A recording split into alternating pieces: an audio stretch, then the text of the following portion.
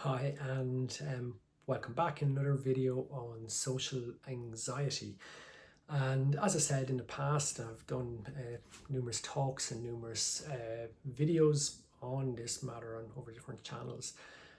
I was somebody who struggled with social anxiety for years, from probably the ages of 12 through to around 28 when I discovered positive psychology.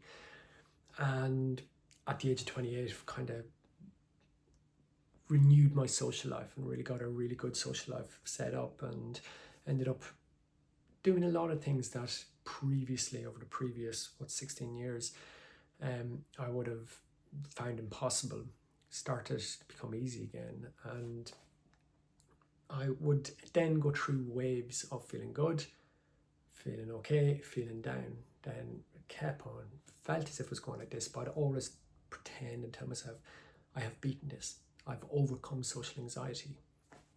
I've overcome depression. And the one thing that I didn't want to admit to myself was that I was still learning. I was still struggling at times. I was doing well at times. The problem is when your mind is in that anxious state, it looks as if you're continually struggling. And I think the big thing is that we're always looking for a cure from social anxiety. We're always looking for, I suffer from this, can you cure it? And it's a very Western way of looking at things like this. While in reality, anxiety is natural. It's an inbuilt thing. It's a survival thing that if we didn't have it, there'd be a lot of problems we'd find ourselves in.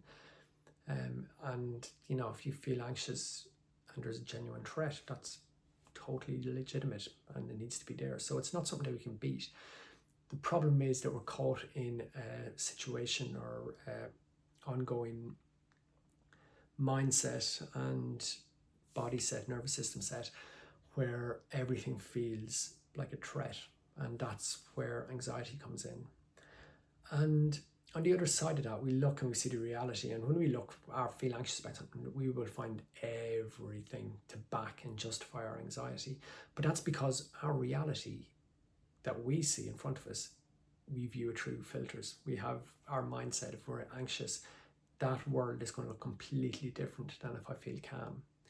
If I feel impoverished, that world is going to look completely different than if I feel rich, etc., etc. So you have to realize that and take a step back and go, well, what is my reality? Because I know when we suffer from social anxiety, our realities can seem very, very cold.